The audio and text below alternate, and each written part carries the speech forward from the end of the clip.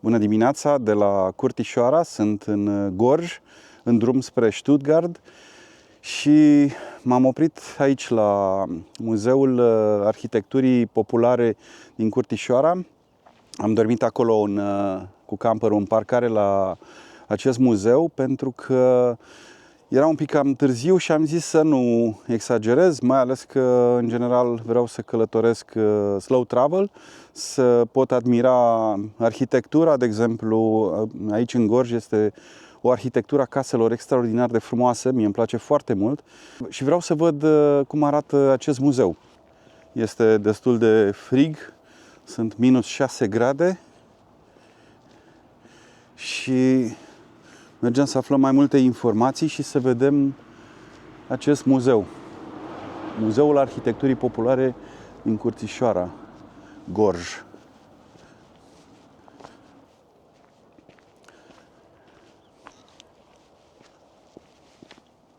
Suntem în ansamblul arhitectural Gheorghe și Aretia Tătărescu, adus de la Poiana, Rovinari, între anii 2000-2002.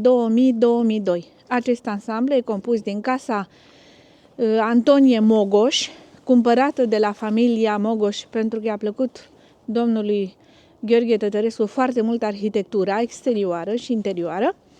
Casa Tătărescu, unde domnul Gheorghe Tătărescu venea la moșia de la Poiana, în special vara. Casa servitorilor, unde sunt depozite de ceramică, țesătură, unde funcționăm și noi. Biserica familiei cu hramul Sfântul Gheorghe de la 1820 și foișorul Belvedere, unde familia se aduna la un pahar de vorbă. În fața casei sunt niște lei care sunt suveniruri primite de la prieteni sau cunoștințe, inclusiv coloana aceasta care este de la Ulpia Traiana Sarmisegetuza. Gheorghe Tătărescu a fost prim-ministru al României între 1934, 1937, 1938, 1939 și ambasadorul României în Franța. Doamna Aretia Tătărescu a fost președinta Ligii Naționale a Femeilor Gorjene. Dumnezeu a sponsorizat pe Constantin Brâncuș pentru a face ansamblu de la Târgu Jiu prin Milița Petrașcu, ucenica lui Brâncuș. Lângă biserică avem un mormânt de piatră cu placă de marmură neagră în care odihnesc osemintele părinților și bunicilor. Familia Tătărescu, fiind oameni politici, sunt înmormântați la cimitirul Belu din București.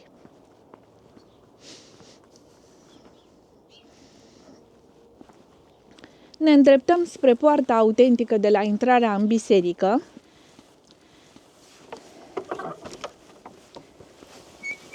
De la 1846,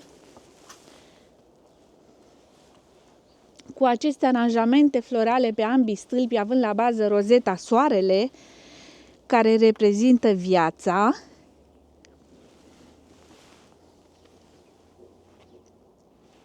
acești doi păuni, stânga-dreapta, care reprezintă în tradiția creștină românească eternitatea, nemurirea, acest cap de înger cu aripioare pe poartă, iar fațada bisericii, pictată la Poiana de pictorul nostru gorjan Iosif Cheber, repictată după strămutarea la Curtișoara de ucenicul lui Gheorghe Iancovescu, deci fațada reprezintă lupta dintre Sfântul Gheorghe și Balaurul. Același lucru este ștanțat pe acest clopot care a fost importat din Italia datorită rezonanței deosebite.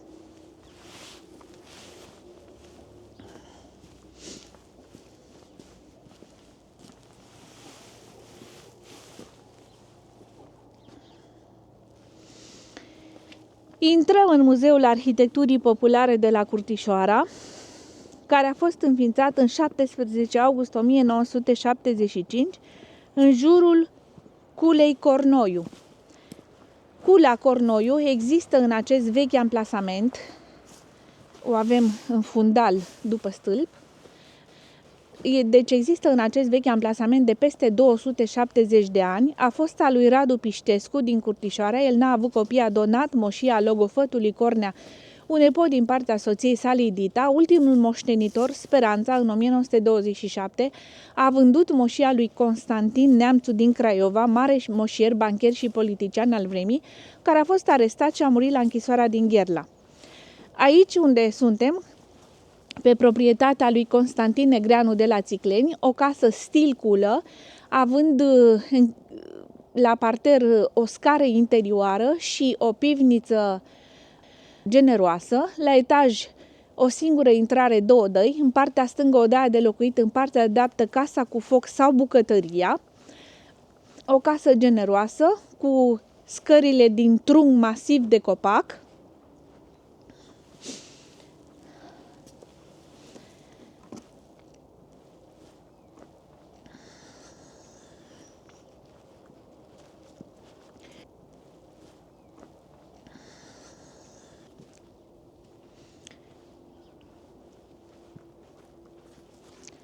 sărim Pârleazul și ne îndreptăm spre casa Gheorghe Cașotă din Bălănești, o casă de la sfârșitul secolului al XVIII-lea.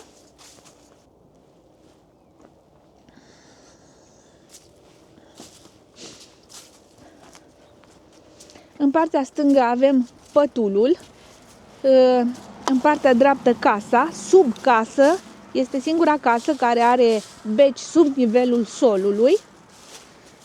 Această casă adăpostește obiecte personale, diplome ale domnicăi Trop, mătușa lui Petrică Mâțu Stoian, cântărețul de muzică populară care a decedat. În partea stângă este celarul sau cămara, în mijloc casa cu foc sau bucătăria, în partea dreaptă odaia de locuit. Are pridvorul în Parmalâc din Bârnă, un cuvânt turcesc.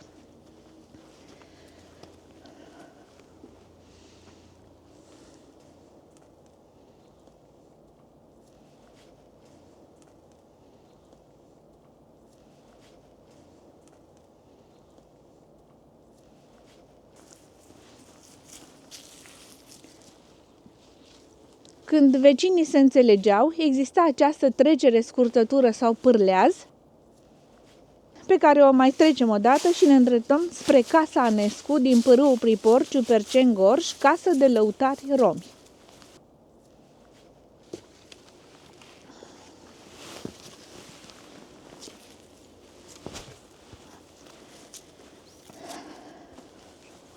Această casă are stâlpi sculptați în motivul sforii sau șarpelui, șarpele reprezentând protecția. Este compusă din 2 dăi, în partea stângă odaia de locuit, în partea dreaptă casa cu foc sau bucătăria, pridvorul în Parmalâc din Bârnă, fruntarul, cel care este sub streașina casei, foarte frumos sculptat, pe uși este soarele încadrat în hexagon, reprezentând sămânța vieții, arătând că în această casă locuia o familie tânără cu copii. Această coșniță era pusă între loitrele carului, căreau cu ea dovleacul, porumbul sau copiii în luncă. Deci această casă adăpostește obiecte personale, diplome ale lui Gheorghe Zanfir, naistul nostru, care s-a născut în Găiești, Dâmbovița, dar pentru că mama lui era din Hurezani, Gorj, i-au făcut această cinste. Observați ochi de pisică în acoperișul casei.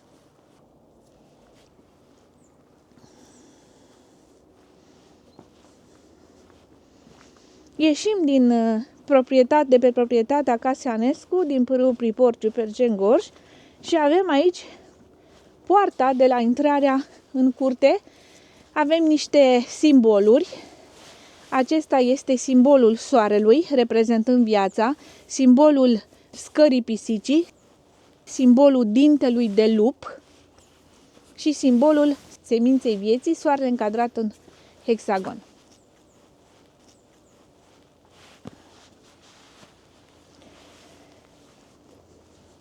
Următoarea casă este Casa Ceroi din Glodeni, o casă strămutată, de aceea se observă numerotarea aceea pe ea. Poarta de la intrare a lui Seceleanu Constantin de la 1942. Din nou simbolurile soarelui și vieții și ale sforii sau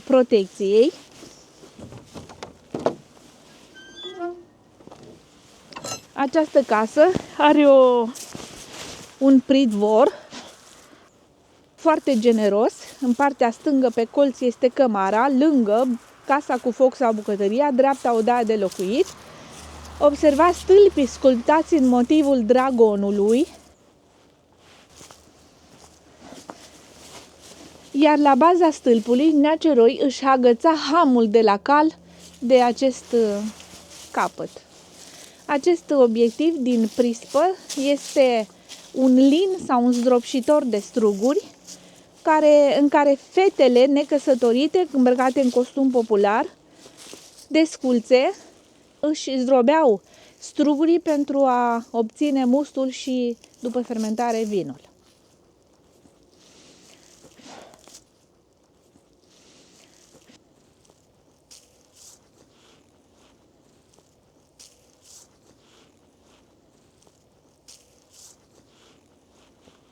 Următoarea casă este Casa Ciolofan din Brădiceni, o casă cu o familie mai numeroasă, odăile foarte spațioase, scara destul de largă pentru a nu se împiedica unii de alții, ochi de pisică în acoperișul casei, ciocârleani în coadă de rândunică pe coama casei. Aceia aveau rolul pentru a nu se așeza păsările pentru mult timp și a murdări acoperișul. În partea stângă pătulul pe cocină de bârnă, jos purcelul, sus porumbul, dar nu se servea singur. În partea stângă a casei cămara, în mijloc casa cu foc sau bucătăria, în partea dreaptă odaia de locuit. Observați stâlpii anterior, sculptați în motivul sforii sau șarpelui, am spus șarpele protecția, iar pe ușa din dreapta soarele reprezentând viața. În prispă, în partea dreaptă, este un strung cu pedale pentru confecționarea butucului roții carului, între uși motivul scării pisicii, iar în partea stângă o piatră de moară cu ajutorul căreia făceau mălaiul sau făina. Am spus că această casă era locuită de o familie mai numeroasă.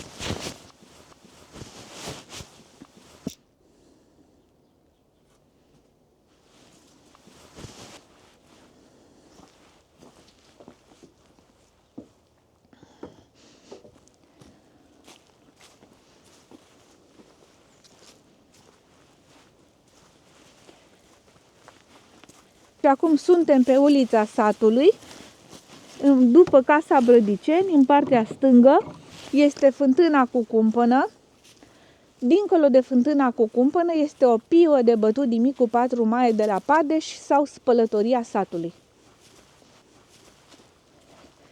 Ne îndreptăm spre cea mai veche casă din acest ansamblu arhitectural, Casa Ion Gârcu din Racoții, Gorj.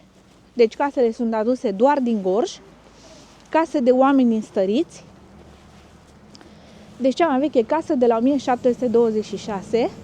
Observați în prispă 2 buduroaie de albine, cel din stânga făcut din uele, lipit cu pământ, în partea dreaptă altul mai evoluat, între ele un șgheab. În partea stângă este șopronul cu uneltele necesare zonei respective, pătulul pe cocină de bârnă,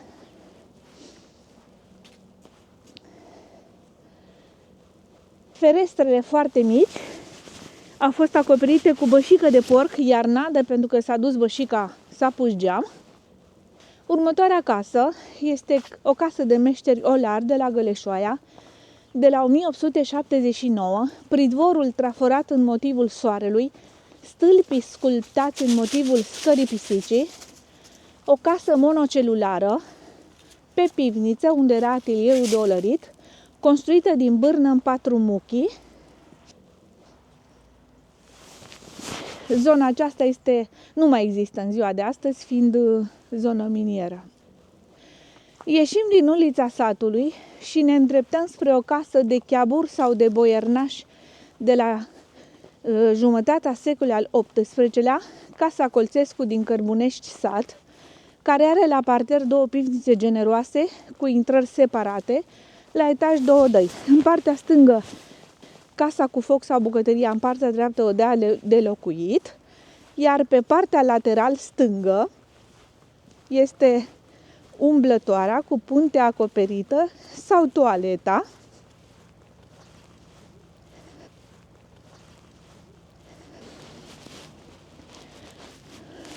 În spatele casei, existând o ușă pentru ieșirea în siguranță în cazul în care erau atacați frontal.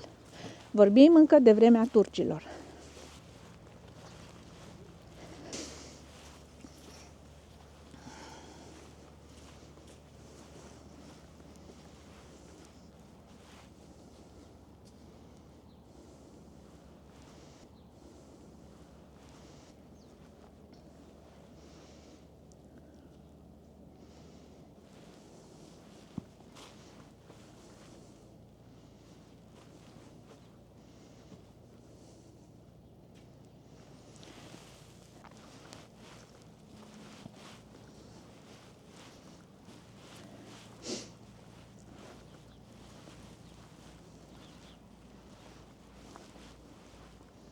Acolo avem o cruce sau o piatră de hotar între moșiile boierești,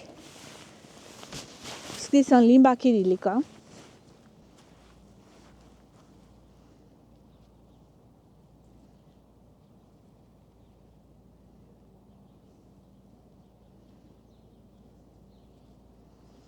Aici avem un complex de case de la Cârligei, Bumbești-Pițic, zonă de interferență cu județul Vâlcea. În partea stângă, o singură odaie de locuit cu sală pe ambele laturi, pe beci construit din piatră de rur legată cu mortar de var. În partea dreaptă, odaia de haine, care nu avea ferestre pentru a nu se deteriora țesătura. Construcții la anul 1868. Aici avem Casa Popii Udriște din Olari, Plopșorul Gorj. O casă foarte interesantă, are pridvorul traforat în motivul soarelui, o singură intrare, două odăi, în partea stângă casa cu foc sau bucătăria, în dreapta odaia de locuit, iar sus, ferestrele alea cât palma, sus, pe peretele alb. Acelea sunt ferestrele originale, care iarna erau acoperite cu bășică de porc, iar vara, pentru că pe peretele opus mai există o astfel de ferestruică, se forma un curent de aer ca un aer condiționat.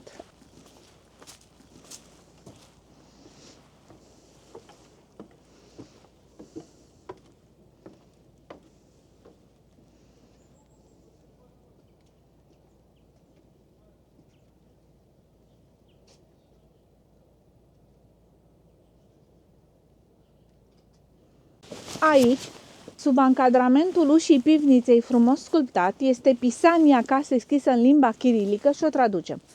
În vremea lui Alexandru Ipsilanti s-a construit această casă între anii 1780-1793. Pe ușa pivniței s-a gravat preotul și preoteasa, iar acest al treilea stâlp este stâlpul original din care Constantin Brâncuș s-a inspirat când a făcut modulul Coloanei Infinitului. Partea aceasta sculptată se numește fruntar.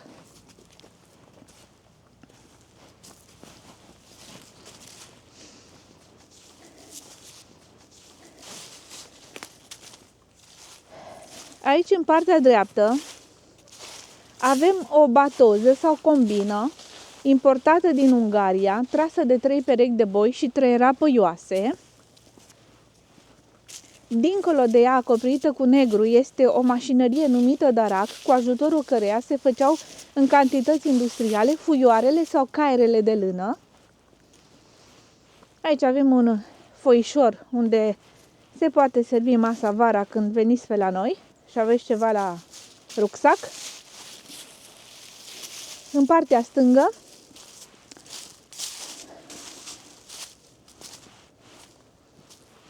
Casa Smântânescu din Romanești, o casă impunătoare de la începutul secolului al XIX-lea. Observați ochi de pisică în acoperișul casei, pridvorul traforat în motivul bradului, o casă care are în partea stângă la etaj odaia de locuit, în dreapta casa cu foc sau bucătăria, pe pivniță care are la rândul ei o sală anterioară cu stâlpii sculptați în motivul sforii și cel de pe colț motivul scării pisicii. Sub scară caleașca sau decapotabila vremii în partea stângă. În fața casei, pătulul pe cocină de bârnă, jos furcelul și găina, sus porumbul. În fundal este un depozit de cară, calești, butoi.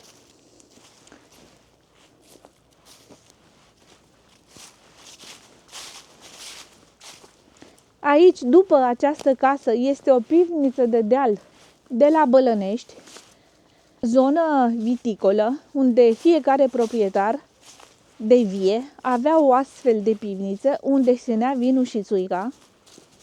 Și, bineînțeles, având toată lumea lucrul ăsta, nu erau incidente de furt.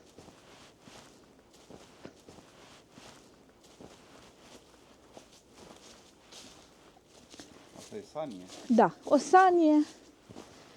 Astfel fiind spuse, v-am prezentat Muzeul Arhitecturii Populare de la Curtișoara Gorj. Mulțumesc frumos și sper să revin și în primăvară sau vară. Este superbă arhitectura. Da, așa este. De ce nu se mai fac oare asemenea construcții și în ziua de astăzi? În primul rând, au murit meșterii care erau. De exemplu, bunicul soțului meu a participat la construirea unei case din Curtișoara, din cadrul Muzeului Dimitrie Gusti din București. Chiar dumnealui și-a făcut casa, o vi arăt imediat, și-a construit casa foarte frumos. Noi, nepoții, am păstrat arhitectura casei din respect pentru munca bunicului, care a fost o muncă enormă.